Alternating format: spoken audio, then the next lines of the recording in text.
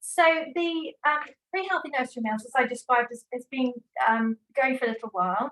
The aim was to give children the opportunity to have high quality food within their nursery provision. We know the importance of that. It's crucial in that brain development and helping them to be able to learn. And the way that the programme was set up initially was to give some flexibility to schools. So not just saying that children had to have a lunch, but to give you some flexibility about how you might use that funding over the course of the day. Because for a start, nursery children do all sorts of different patterns of attendance. Some come half days, full days, afternoons, mornings, so it can be challenging. So there was flexibility built in there to enable you to meet the needs of your cohorts, and that will all be very different. And so we have seen this funding used for things like breakfasts. We've seen this used for snacks and high quality snacks throughout the day, and sometimes often lunch as well. So it looks different everywhere. But the key point is about ensuring that it's really high quality. That's very important, and that it meets the nutritional standards. And that's what Julian was going to talk about today. But also it enables an opportunity for children to learn some really key skills. And in refreshing this guidance that you can see in front of you on the screen, that was a key thing. We wanted to ensure that there was all the nutritional guidance that you needed. Julian's just like to join us. So it included all the nutritional guidance that you needed, but also it had some of those key questions around learning and development as well. So I'm hoping Julian is just about to join us. Are you there, Julian? No, she just came in a second ago. I think it's still connecting. Julian, I could see Julian, so. Julian, you come off mute and then. Hello. Hello, right. So I've just been explaining that you've been having some technical difficulties, but we've made a start anyway. And I was just explaining about some of the how the program was set up initially. And to give flexibility to schools across the day about how they're going to meet the needs of their children through, breakfast or lunch or snacks across the day. And that was as far as I got. And I'm glad that you come in now, because you can take over from this point and talk a little bit more about the guidance, some of those key things which you have more expertise in than I. So are you okay for me to hand over to you? Yeah, please, Georgia, and sorry everybody for my 15-minute late arrival. Thanks for making the time this afternoon. That's woken me up anyway, not being able to get onto Zoom for 15 minutes. So I'll use that energy to speed up the session and hopefully fit it into 45 minutes. Georgia, would you mind moving the slides along when I say, would that be okay? That's probably best. Don't give me any more technical responsibilities today, please. Yeah, that's fine. I will move. Thank you. Should I start just quickly introduce myself for those of you who haven't met me or spoken to me before? I'm Gillian Boundy. I'm School Food Improvement Officer at Southwark Council. George has given you a bit of an insight into the session, but maybe if I just give you a little bit more context, if that's okay, you will have met with Cookwise consultants who would have visited your settings throughout 21 and 22. They were commissioned by Southwark Council to do an evaluation of the free healthy nursery meals rollout across all of our settings. And following their visits to your settings, they wrote us a report with some findings, which we've been considering over the last couple of months. And one of the purposes of this session is just in response to some of those findings. It was quite clear from the feedback that settings gave that perhaps we needed to help you a bit understand the funding for free healthy nursery meals and the timings across the year for that. There was mixed practice amongst the settings around how the funding was being used. So I wanted to look at that a little bit today. And then just more generally, we're quite aware that the guidance for early years nutrition in both early years foundation stage and from Southwark Council is quite broad. So we were keen to create a toolkit that could bring that guidance together and earn a bit of a quick stop, reliable guide that you could go to if you needed help. And also just to reintroduce ourselves so you know where to come to ask questions. So hopefully by the end of this session. You will have had lots of time to answer any questions you might have. But also, I hope some of the guidance and where to go for ideas with your nursery food might become a bit clearer. Okay, if you could move on, please, Georgia. Thank you. So this is the contents of the guide. I'll let you read it in your own time. We'll be focusing on a couple of the sections in here today with reference back to those Cookwise findings. If you could go through, Georgia, to the skip the introduction pages. Thank you. And I will hand over to Georgia just to give a little overview of the first section of the guide, how to create positive meal times. I'm not sure if Georgia is then going to talk about opportunities for learning as well, but I shall let her tell me where she's. Thank you. Thanks, Julian. So, okay, so this is not just about what children are eating, but it is the environment that they're eating. It's really, really important because we know that actually that can be very overwhelming for young children. It can be a negative experience, and then it can lead to all sorts of challenges that we don't want. But actually, creating the right environment for them really helps them to appreciate the experience that they're having with food, and it also helps them to eat healthily and to have all those good habits that we want for them, as well as learning key skills. So the eating environment is very important because it isn't just a refueling exercise, as I said at the beginning. And creating that is very important, particularly for young children. And I don't know what systems you have in your schools. They may be a very big lunch hall. I've been in lots of those. It may be younger children, you enable them to be in small environments. But it is really something that needs to be looked at really carefully, because it can make the difference between children engaging in those meal times, whether that's lunch or snack time, and not, basically.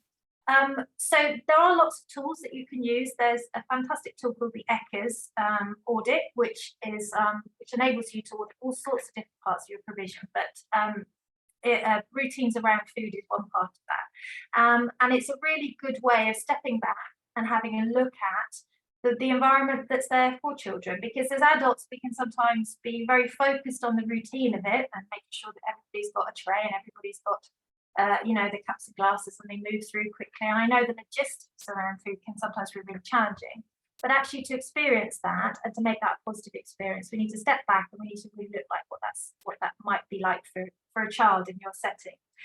Is it really noisy when you're eating? It's very busy. It's very stressful actually to sit there and have lunch and try and eat or try and engage in conversations that might happen around lunch. Or actually, have you managed to create quite a calm, quite a quiet, quite a relaxing environment within which for children to eat, but also to engage in those conversations? So, so this is one part of it that should be considered alongside what is being served, and that conversation with your leaders in schools, with your foundation sector leaders, with your teachers, as well as with catering staff. So I'll hand back over to you, Gillian, and then we can talk about perhaps the learning at the end. So sure. That's okay. And before we carry on, if at the end of each section, and I'll introduce when it's a new section, if you have any questions, do please pop them in the chat. So if any of you got any questions, but Georgia just said around meal times, pop them in chat. I will say in terms of eating environments, I've seen a range of things happening in the nursery ages. I've seen nursery coming in separately to the dining room and being served at the hatch. I've seen nursery coming into the dining room separately but being served at their tables. And I've also seen nursery classes sitting within their classroom in a family style eating, and each of them have slightly different noise level.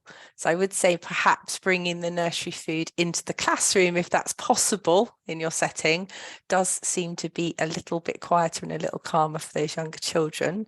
And then the other thing I possibly would say, I have seen where you have children who are perhaps a bit easier to just get easily distracted at lunchtime, or perhaps they have to have a slightly separate lunch for some medical reasons. I've seen settings sit those children slightly separately from the others so they don't distract the others. Obviously, you know, there's a balance to be had there, but I just wanted to share the range of sort of arrangements I've seen for nursery settings. I don't think there's a preference, but I think there's just something for you to think about there. If you think perhaps your dining room is a bit noisy with members of the older school at the same time, you might like to think about how you arrange your services across the lunch period. So so if you have any questions about that, do pop it in the chat. So Georgia, if you could move on to the next section, please. Coming. So a healthy, balanced day. Sorry, you can't quite see the whole guide on our screen, but you do have access to it. Georgia sent a link so you can download this later for ease of reference. So first thing I wanted to say is obviously what food you're providing, both in terms of snacks and lunchtime, are being consumed as part of the child's whole dietary intake across the day. So of course, the children won't be eating all their meals at your setting. Some might be having several at your setting, but just so we get our conversation in the context of a younger child's whole day, the targets are they should be having 4 portions per day of starchy food, 5 portions a day of fruit and veg, 3 portions of dairy or alternative dairy, and 2 to 3 portions of protein across the whole day. So I thought it was really useful just to set out the context. The first steps nutrition, Georgia, could you scroll down slightly so we can see the bottom of the page? I can't see it on my screen, thank you. So First Steps Nutrition is a charity, and the advice that they give is very much within the National Eat Better, Start Better guidelines. So don't be concerned if you haven't heard of this charity before. But they have got some excellent resources, which I'm going to signpost to during this session. The first of which is this one that we have the pictorial for, good food choices and portion sizes for 1 to 4-year-olds. The reason why it's brilliant is it puts all of those different food groups separately and gives you a pictorial representation of what a portion size should be. So if you imagine when you open this booklet, it will show you a plate and it will tell you how big the plate is. So it's to scale. And then it will show you what a portion of toast or a portion of pasta looks like for that child. It also gives you suggestions for different starchy carbohydrates, which you might not always think about when you're planning your menus. So I really love this booklet and think it might be of use to your chefs or any of your staff who do the plating up, just as a bit of a refresher around how much should be going on the plate for a meal and also how much should be going on the plate for a snack. So you'll see just in small writing right at the bottom there's a second resource, which is Eating Well, Snacks for 1 to 4-year-olds. So again, showing you how much to offer, but also giving you some ideas because it can get a bit day in, day out, can't it, when you're planning your menus. So 2 really good resources, very visual. I'd encourage you to go and have a look at that and just see if you think you're giving the kids the right amount of food and the right balance between the right balance within their plate. Perhaps if we've got time at the end, I could flash that guide up and we could have a little look at it just to give you a sense. But do please note, if you are taking notes, please do note down those 2 resources are key in terms of portion sizes and the balance of food across the day. I mean, it's very broad guidance for early years because all of the children and their appetites are very different. But generally, the advice is to offer 3 meals a day and 3 snacks a day. From snacks, children should be getting about 30% of their energy. So 10% of their energy from a snack, and then 70% of their energy from meals. So it's very difficult to really think about, this meal is this many calories and this snack is this many calories. A ballpark, a snack should be about 100 calories for an early years student. What's very helpful about those 2 guides that I've just drawn attention to is they do have many suggestions for snacks which are around 100 calories, so you don't have to go away and try and work that out for yourselves. If you use those guides, you know, it's all you need really in terms of variety and not having to think about how many calories are in that snack. So please do take a look at those two, and I hope that will just help you get the context of snacks and meals across your nursery day. Now, of course, when free healthy nursery meals were launched, the preference was set out that we would prefer the funding to be used for either a healthy breakfast or a healthy lunch, but we appreciate that isn't possible for all settings due to children's attendance patterns or your timetable. So I just wanted to reiterate breakfast and lunch is a preferred, but if you cannot do that, then we do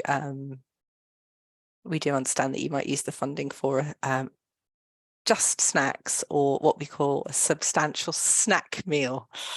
We'll talk about a slightly more substantial snack when we come on to the attendance pattern section.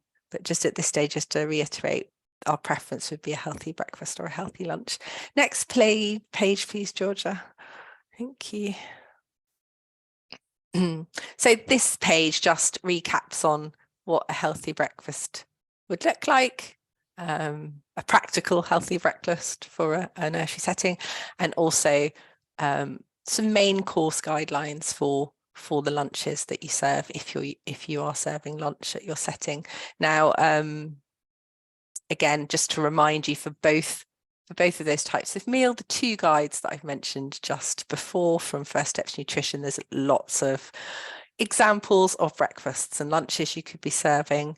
But also, in addition to that, Public Health England, there is a link down here at the bottom in the box. Public Health England also have example menus for early year settings. So there's within those three resources now that I've highlighted, there's lots of ideas. I'm just going to pause for breath to give you all a chance to ask me any questions you might have. No? Okay, let's move on then.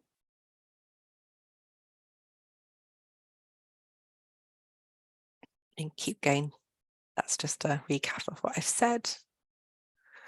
Yes, so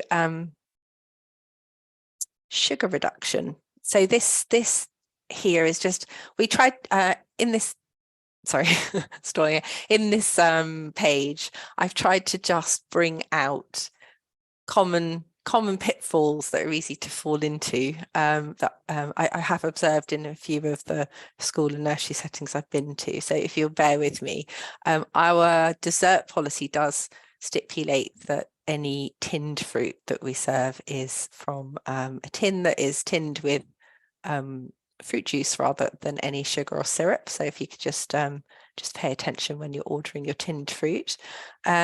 Just watch out for any sugar content in the cereals you're serving at breakfast. Ideally, they should be less than 5% sugar. So that would be your usual porridge, Weetabix. Some of the supermarket own brand cornflakes and Rice Krispies have managed to get a reformulation to less than 5% sugar. So do look at those. Strangely, some of the more branded cereals like Kellogg's, etc., still tend to be quite high in sugar. So do have a look at the nutritional information. I'm very happy to offer like detailed guidance on that if you need it. Yogurts, plain obviously is preferable because it's so much lower in sugar.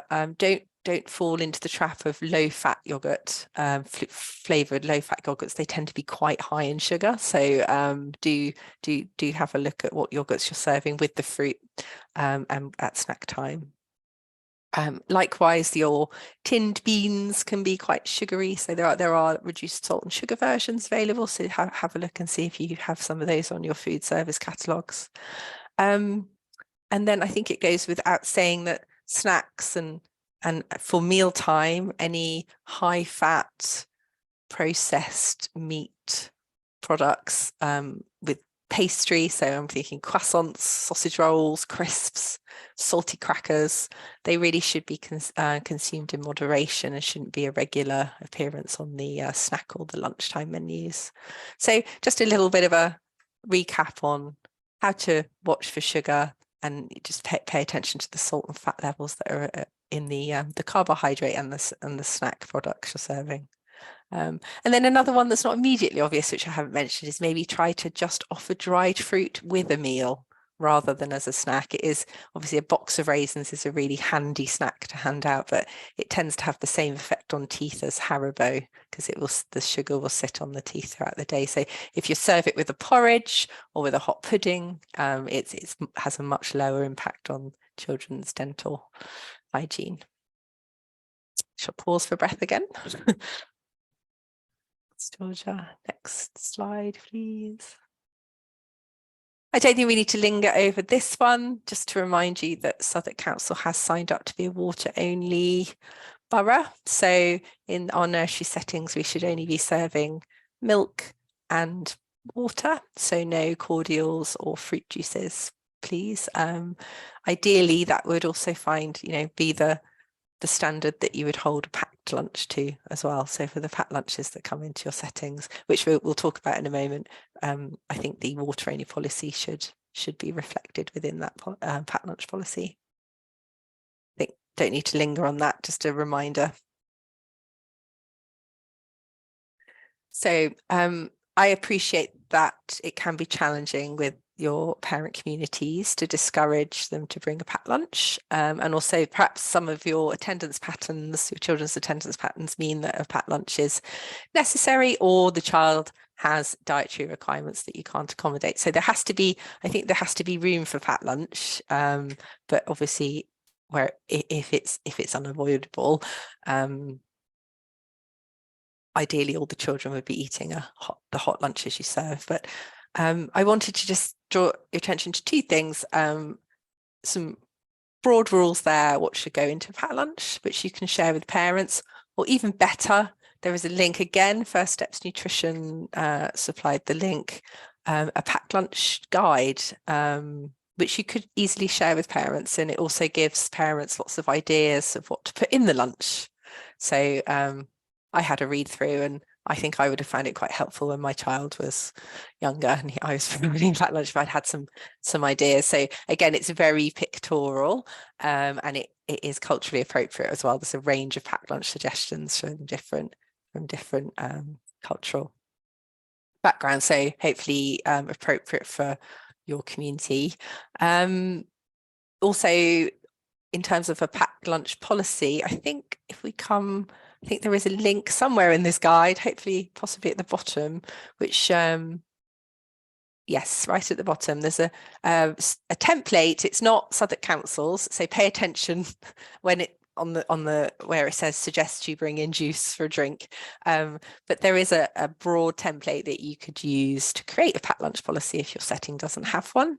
I think the benefits of a policy are that you can communicate that with parents when they start, when their children join your nursery, and if you remind parents at least once a year as well, for those who stay in your settings for a number of years, just remind them of your policy regularly.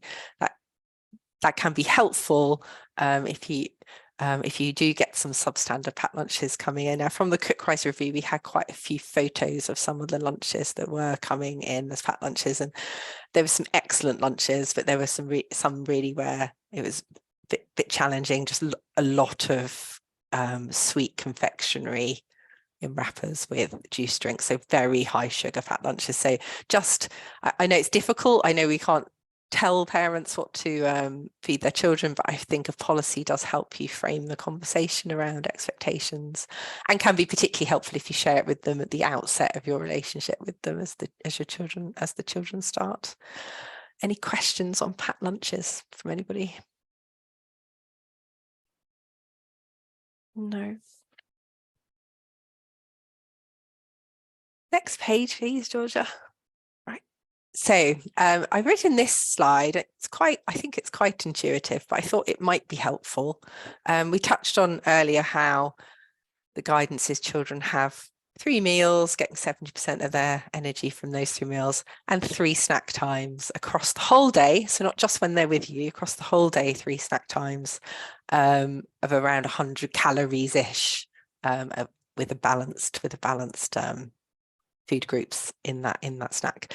So I just written down what would that look like for different attendance patterns. So right the way through from children arrive for breakfast and they don't go home until they've had their tea with you, all the way through to they come after breakfast and they go home before lunch. So I've tried to set out sort of what would be the number of snack times or meals that your setting might be expected to provide. Now, obviously, the free healthy nursery meal funding can't cover all of this, especially for those children who are in for the whole day, but I thought it might be helpful just to set out how different attendance patterns could look like for different numbers of meals.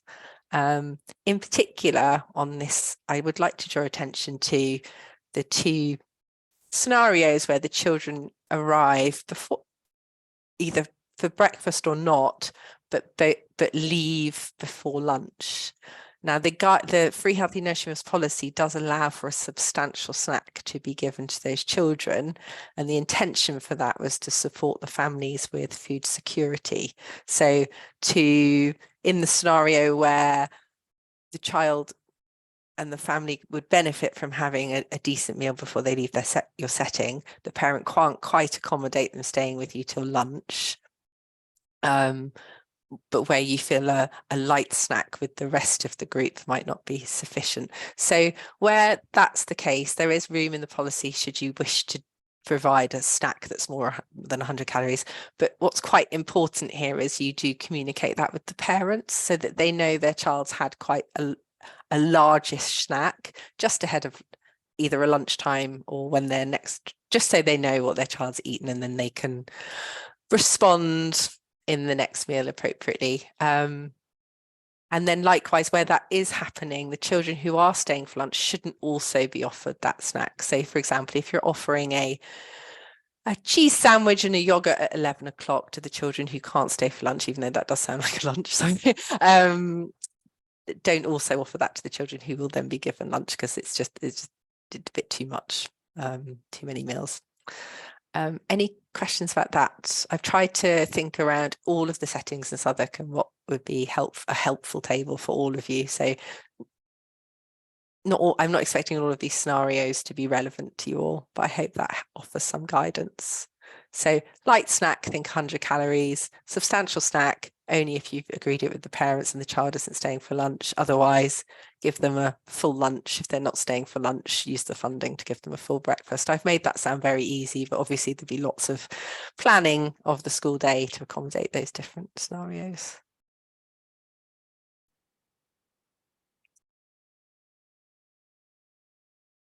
As a little break from me now, I'll hand back to Georgia just to cover off the next section.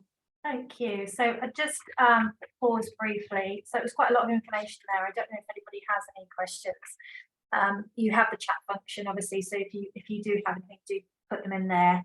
But hopefully that's given you, sort of a starting point at the very least for where you can get some really good information about nutrition. And I don't know about you, but the illustrations make me feel really hungry, actually. So, so it is about creating those, really lovely food experiences for children that obviously meet their physical needs. That's really important, but how that looks as well is really important, and that's key part of creating that right environment for them, encouraging them to eat, encouraging them to try new foods or to eat in a healthy way, and that this is all part of this, which is why we put these things together in the guidance. And so when you have created literally that environment, and we talk about the enabling environment, and that's what we have within the classroom usually, and learning, but that also includes any of these types of routines. And if you are giving children food in a different environment, in a lunch hall or in something like that, then again, it's about what you're trying to achieve there. So it's really thinking about how that environment works for them. So that is, as the guidance said previously, about the right tables, chairs, things like cutlery, plates that all match, the noise levels, the family seating, how you've got children sat, are they with older children maybe, or with their peers, or they're with a familiar adult. All those things really set up that scene, and then we have that opportunity then for learning, because they're not overwhelmed by that sort of experience and that routine.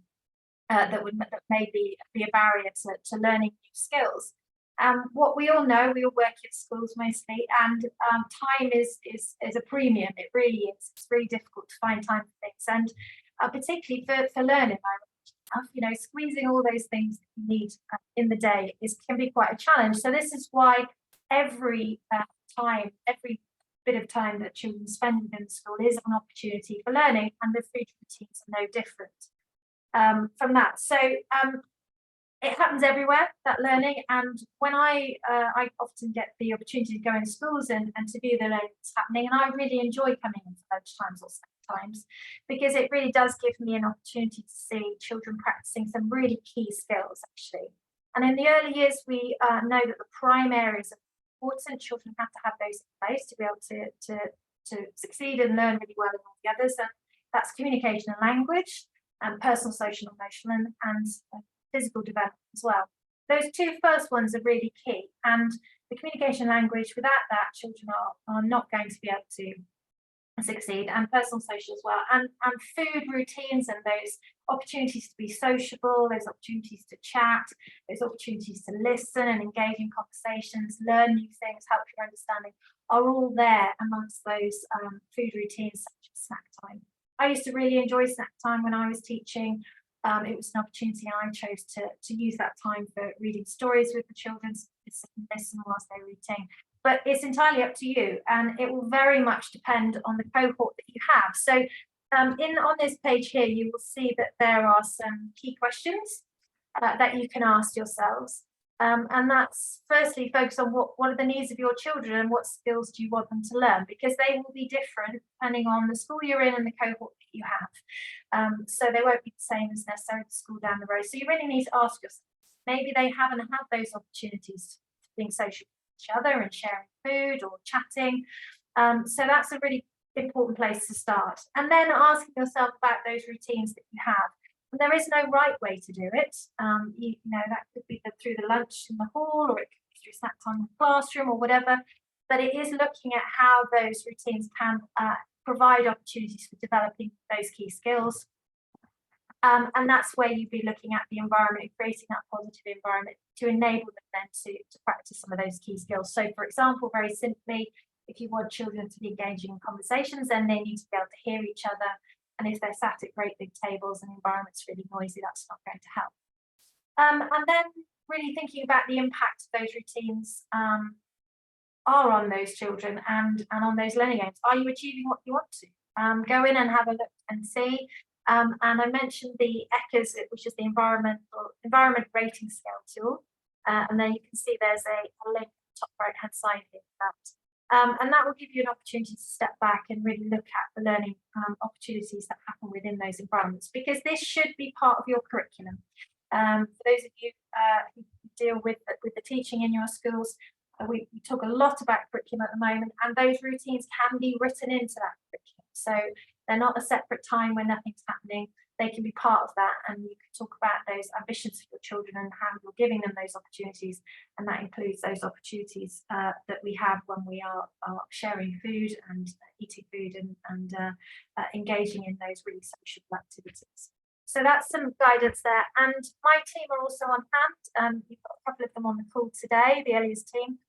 We have lots of information available on our website, and we can send you information as well about creating enabling environments around food. And we can always ask us as well. So please do email us, and there are contact details. So if you open this, that is a live link, and you can email us and ask us any questions. So I think that was my page to Julian. So I'm going to move on swiftly to the use of resources. Oh, you're on mute, Julian. I can't quite. I just need to go back to bed today, don't I? There is a page on funding free healthy school meals. I'm not sure if we've skipped through. The PDF can be a bit tricky. I think it was near the beginning. Was it near the beginning? I think so. Let's have a look.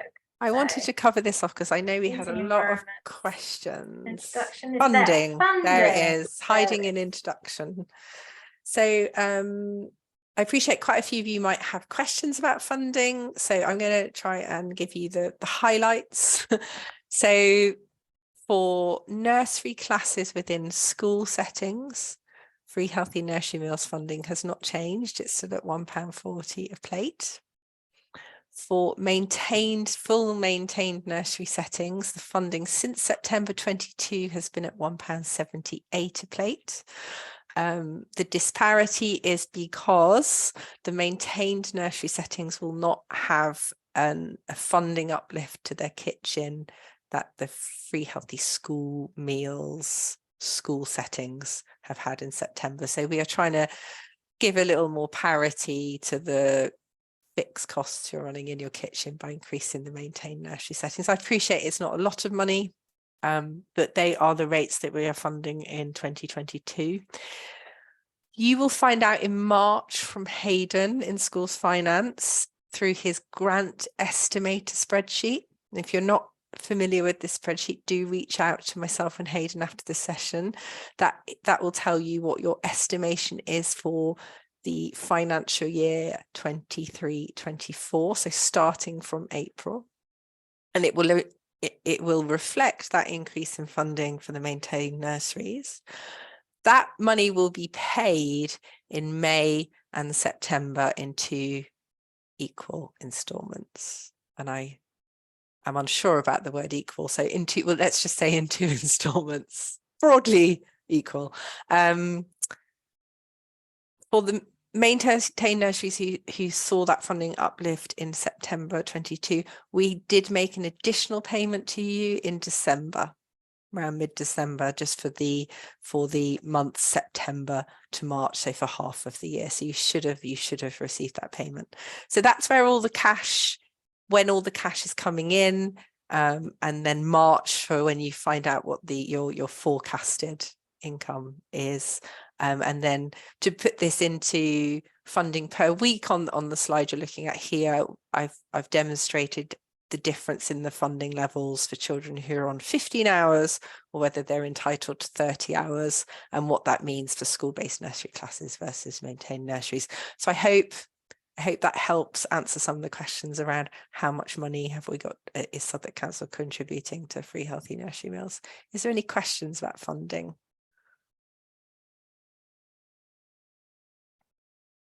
Making this far too easy for me, especially since I was late.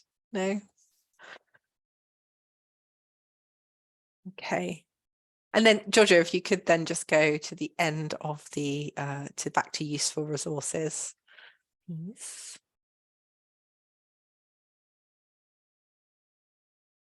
Thank you. So we've mentioned like I said, we wanted this toolkit to be somewhere you can trust and come to should you need help with your menus, if you think you need to ask a parent to refer its child to the dietetic service, how you do that. So this is a useful page to remember it exists. We've really drawn heavily in this booklet from First Steps Nutrition guidance on portion sizes, snacks and packed lunch. So that third bullet there should take you to where you need to go. But notwithstanding, Public Health England does have menu suggestions that are available, and then the broader, longer, slightly harder to digest Eat Better, Start Better guidance, our guide is based around. So I think if you follow the guidance in this document, you can be comfortable that you're meeting the requirements of Eat Better, Start Better, which is the guidance for early year settings. So this last slide is a good one-stop shop. And then all that's left in the booklet, we've got a couple of slides just to remind people around the dessert policy, just making that a little bit shorter and a bit snappier for you, giving you some examples of the portion sizes for different types of desserts you might be serving across the week, and then just a link to the requirements of the water policy. Thank you. Sorry, Gillian, what I was going to say about the guidance, it's been designed to work really well on a tablet or on a screen. It is, as you can see, highly coloured, but it works beautifully on that. So I know that in some schools I've seen screens up in lunch halls and things like that. And it might be a really good one to have on there, so when parents are coming in and using that space, then they can see some of this guidance. We think it is parent friendly as well, although obviously they don't necessarily need to know some of the things about funding, but there's really good advice in there about meals and packed lunches and stuff like that. So we think it would be really good to share. It can be printed off if you want to, but obviously be mindful that it is quite heavily coloured to make it obviously as accessible and as interesting as we can. But it works really well on an iPad. So I suggest maybe sharing that with your parents. Sorry, next. So I don't have a watch on me. And also I'm on full screen. Yeah. Right, so we've still got time if anybody did want to ask any questions about their settings or any particular challenges that you're facing with nursery meals, or any idea or anything you think should be in this guidance that we've missed. I can see there's a couple of questions in the chat. Could be says that's one process domestic cooking. No, I appreciate that, Joy. I wasn't suggesting that the domestic cooking guidance could be entirely transferable to the school kitchen, but it just might be worth having a look. There might be some low energy recipes that are suggested. I know I don't know if any of your settings get involved with take and make boxes as part of the holidays and activity fund, but I know that organisation who create those recipes have been doing quite a lot of work this year to make them recipes that can be made in a microwave. And I've been quite surprised, I'll be honest, that you can brown onions in a microwave, and it does work. So there are a few suggestions, I think, that I'll try and bring together the thinking in this space, both within Southwark Council, but maybe slightly wider, Joy, and if there's anything of use, I'll share it with you. Some of the catering organisations as well might be worth me having a look at. So I'll take that away as an action if that's helpful, and share it with this whole group. I'm just going to write that in the chat. I noticed there's a question as well about Joy, you raised this about reducing energy usage, and I know schools are facing the cost of living crisis as well as domestic households and everything, and that's looking to reduce how much you've got the oven on and stuff like that. I think you did answer it in there, but it would be worth saying out loud as well about what because we have talked about it a bit already. What work we could maybe do around finding out what we're doing.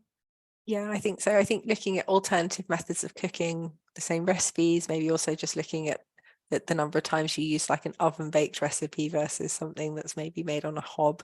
But I think I'll take this away to think about what the guidance is to reduce your energy costs. Because of course I think the school kitchen is probably one of the biggest users of the electricity bill, certainly, and obviously the gas. So yeah, I don't have any answers today, but I will go and think about that for you all. Thank you. Any questions about funding or concerns about attendance patterns given the conversation we've just had?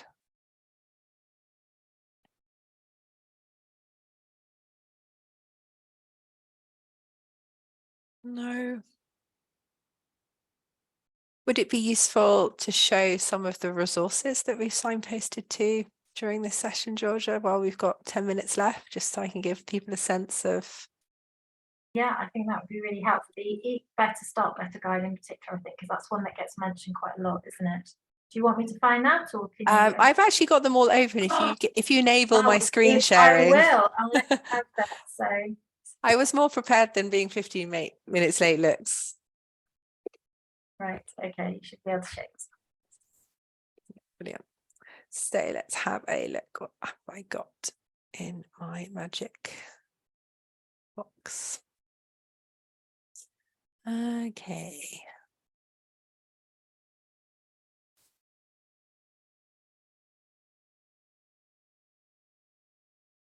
Right. I'm getting there. Right, so this is the first one I mentioned around portion sizes, and I wanted to just show you. This is the portion size guidance for carbohydrates. I just wanted to show you how pictorial and useful this is for people who serve your meals, but also it's just quite nice. There's such a range of different starches that you just might not have considered putting on your menus. So it's quite, I think it's really useful. Every plate is 15 centimeters, which I think you'll find is just the standard plate that you're using in your nurseries. But and then it has breakfast cereals as well, and then lots of examples within each section, and then it shows the fruit and veg portions as well. So I won't show you the whole thing because as you can see, it's pretty lengthy, but really, really great resource for your chefs, I think. I'm hoping as I click onto my next tab, it comes with me. Has that changed for you? Are you now looking at some puffed wheat and mango? Yeah. Yes, Okay. we've got that. Yeah. Okay, so this is the first steps nutrition guidance, and this was the second one I mentioned around snack suggestions. So again, you can see they're all fairly long, and it gives suggestions for packed lunches and on the go, as well as things that you shouldn't be serving, flashing up there, and then showing you what like those small the mix of the snacks could look like across a balanced plate. So not just a crumpet, but a crumpet and some peppers and a bit of dairy. So again, they're nice and visual, might be useful for menu planning and also just portion control. What's next? This is the Eat Better, Start Better guide. I've got it open at page 36 because I think this is where it really gets quite useful for your settings. It reminds you what should be in a breakfast if you need reminding, and then again it shows you breakfast combinations, and then it gives you some mid-morning snack ideas, again the size, and then exactly the same for lunch, gives you a few combinations and again shows you the portion sizes. Tea, reminding you what you might serve for tea. And then there's, it is a very long guide across the entire, from what you're feeding the children to how, as Georgia was explaining, how to get the food environment right. And then this section here that we're looking at is how could you get a bit more cooking on the curriculum for the early years children. So it's a brilliant guide. It's very long. So although I'm not trying to say don't use this guide, we were hoping that the one we've created just makes all the guidance a bit more accessible and a bit easier to digest. But please do look at the links. Please do look at the resources. I'll show you the front page so you know you're looking at the right one when you click on. You can see how long it is. We're not expecting you to learn all of this, but this is what the guidance looks like. So Eat Better, Start Better, and there's the contents page if you can see it on this on your screen. Why health eating matters, planning menus, the guidance, how to encourage children to eat well, that might be helpful, and then all the practical tools around examples and menus. Are you now looking at a lovely government website? Yes, government website, yes. Grabbing you.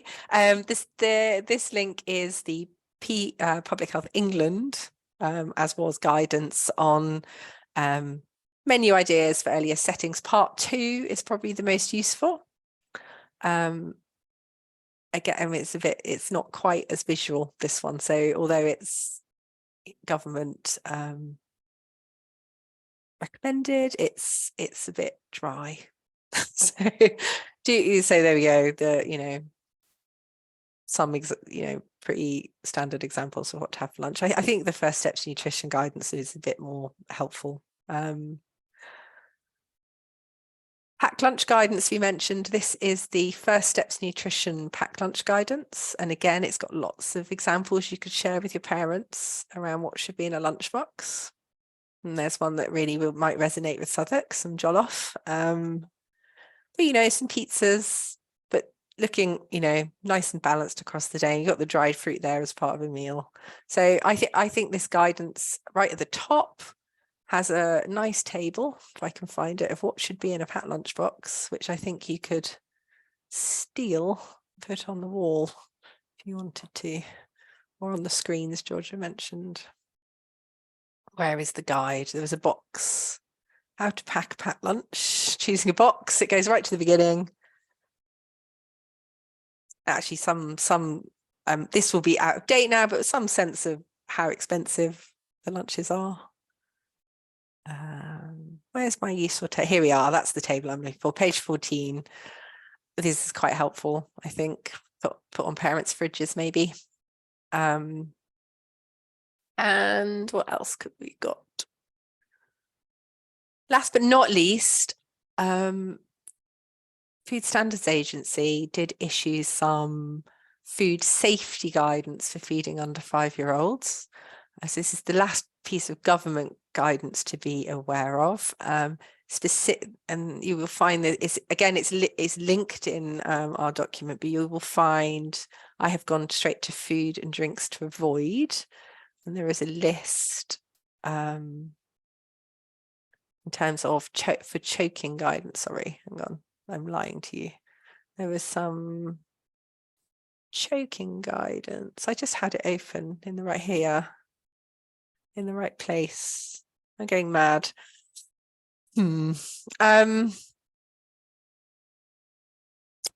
It's where they talk about sausages. Here we are. It was a bit higher. So this section here, I think for your children, 4 and up, 3 and up, just being aware of the size of the food that you're serving. It had some suggestions for different fruits and vegetables, how's best to cut them to avoid choking hazards. So we all know about grapes and cherry tomatoes, but I was quite surprised they suggest to cut melons and hard fruit into longer strips, so the children have to bite from them rather than big chunks, which they could, swallow, and it could be a choke risk. We've already talked about dried fruit being as part of a meal for oral health, but I'm always surprised. I get asked quite a lot of questions about sausages, because there is this guidance around if you're serving sausages, they shouldn't be cut into round discs, but they should be cut into strips and their skins removed, which is incredibly labor intensive and would, I would question whether it's worth putting the sausage on the menu. But the reason for that is there has been a case of a child choking on a sausage round in a London nursery. So this guidance was introduced in response to that incident, I think. So just to be aware how you're cutting up those kind of slippery fruit and veg and meat products, which could be a choking risk, which I'm sure you're all well aware of. So what did I just show you? I showed you 3 resources from First Steps Nutrition, the portion and meal planning suggestions, the snack guidance, which you could share with parents, the packed lunch guidance, which you could also share with parents, the broader, bigger, Eat Better, Start Better, which is the guidance, the government guidance for earlier settings in food, and then the FSA food safety advice for children under 5. So 5 main resources there, quite a lot to take in at once, but I hope when you come away from the session and read the booklet, you'll see that we have signposted to each of those resources at the appropriate point. So do use that booklet to help you navigate all of the guidance.